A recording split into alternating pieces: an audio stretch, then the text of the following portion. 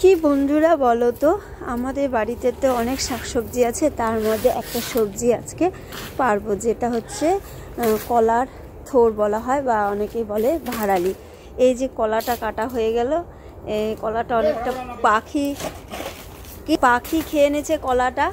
এই দেখো, আর এই কলাটা এত টেস্ট খেতে কি বলবো। এই যে দেখো, অনেকটাই পাখি খেয়ে নিয়েছে, খুব টেস্ট এই কলাটা খেতে। তাই আজকে হচ্ছে গাথর লাগবে, যেটা হচ্ছে ভাড়ালি, পূজা হবে বাড়িতে।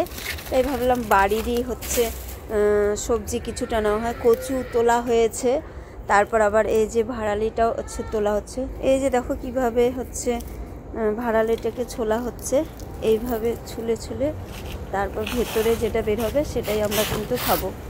সব কিছু আমরা টাটকা জিনিস খাওয়ার চেষ্টা করি যতটা পারি বাড়ির খাওয়ার। এই যে গাছে একটা মোচা দিয়েছে, এই মোচাটা পাড়া হবে, তারপর খাওয়া হবে। এটা বলো, বাড়ির সবজি খেতে কত ভালো। এই যে ভাড়ালিটা সম্পূর্ণ ছোলা হয়ে গেল, এখন এটাকে কিন্তু আজকে যে খিচুড়ি করা হবে, খিচুড়িতে ল্যাবড়া যেটা হয়, লাবড়া বলি আমরা, ওই লাবড়াতে দেওয়া হবে। তোমরা যদি কেউ খেতে চাও আগে থেকে আমাকে কমেন্ট করবা, আমি তাহলে রেখে দেবো।